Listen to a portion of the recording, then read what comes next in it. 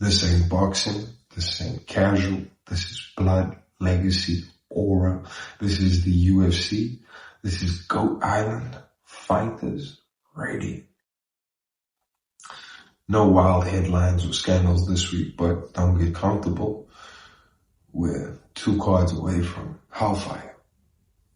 Alright, fight fans, let's break down the August violence.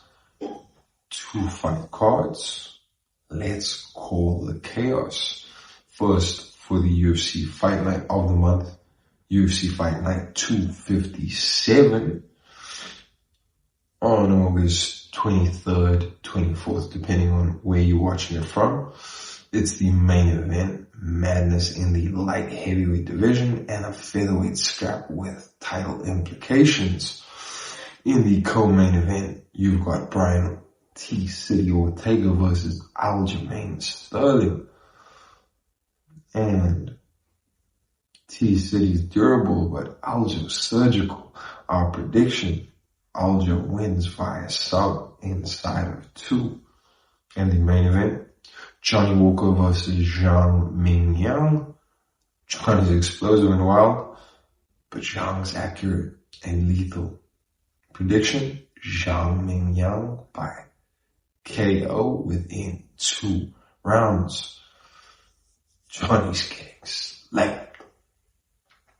And the pay-per-view of August that we're predicting. It's UFC 319, of course. August 16th or 17th. Location dependent. Live from the United Center in Chicago. It's the one, the firestorm, the night we decide who runs middleweight, who's the real problem, and who's cooked. So let's get to our main card picks. First, you got Tim Elliott versus Kai Asakura. Yes, Kai lost his UFC debut, but it was a title fight. Tim Elliott's been stacking L's. Prediction, Kai Asakura gets it done. Clean bounce back.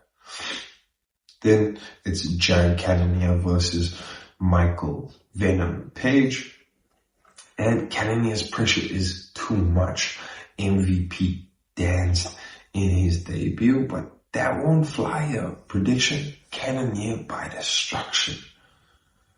Then it's Jeff Neal versus Carlos Prates. Prates came into the UFC and has stacked up 11 wins, with 10 of those being KOs.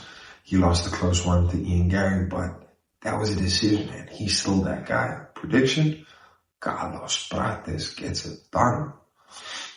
Then you got Lerone Murphy versus Aaron Pico in the co-main event. And Murphy might be undefeated, but he ain't faced Pico power. Prediction, Aaron Pico KO within 2. This ain't chess, this is Plessis. And now, it's time. Dricus Plessis versus Khamzat in the main event for the middleweight championship. And our prediction, hands still. Listen, hulle weet nie wat ons weet nie. Dricus ain't scared of hype. He's built on bruises. Khamzat wants to wrestle. That's cute. But unlike his past opponents, this ain't good for him. Dricus du Plessis by submission within 4 rounds. Because pop and flesh don't fold under pressure. And neither does this boertjie. And heavyweights in shambles. So what now, Dana? Here's what. For the big boy problems, the 2 title fights, we're calling for option 1, Alex Sharma Pereira versus Tom Aspinall for the undisputed title fight. This should have been booked yesterday, because Alex is a draw. Shama, Tom's a monster. Win for the UFC. You either crown your first ever 3 division UFC champ, or Tom levels up with a signature kill. Either way, John Jones comes crawling back. And option 2, although highly unlikely, only works if Pereira beats Uncle Life in the rematch, but John Jones versus Alex Pereira for the BMF title at heavyweight. And if Pereira beats Uncle Life, then give us this in January 2026. Set up, most likely, Jones versus Aspinall at the UFC White House next 4th of July by having Jones fight someone other than Tom, since he didn't want it in the first place, showing Dana, okay, he can fight. At the same time, gives him the title, the super fight with Pereira he wanted. And it's for a title, but not the title. Smart money, big boy chess. That's how you save the division.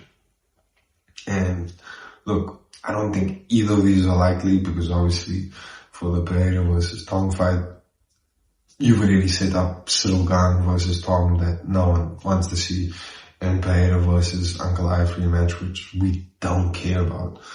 Nothing else makes sense, though, other than these options to really bring hype back to the division. Everyone else is cooked. These matchups, money and meaning. And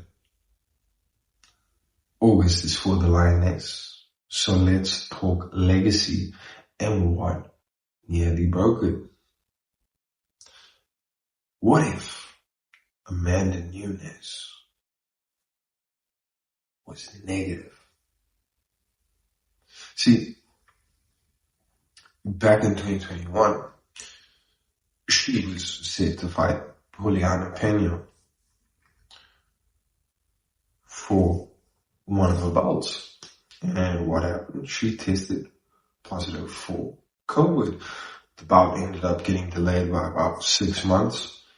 And it was that fight in which she lost the title.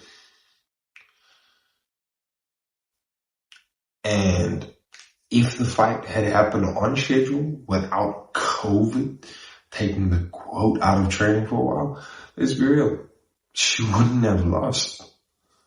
Pena's win, iconic. But if the original fight went down, Nunes walks through her. No title loss, no drama, no doubters. And maybe retires earlier with her throne intact. But here's the kicker. The rematch showed us a new Amanda, one who got knocked down and came back harder. So really, Pena loses the legacy moment, but Amanda just gains another chapter to the quote book. It's not about what if, it's about what's left after the fire clears. And before we move on to our next segment, just remember, DDP's not just defending a title, he's defending a language, a nation, a destiny. Slaat hom, Dricus.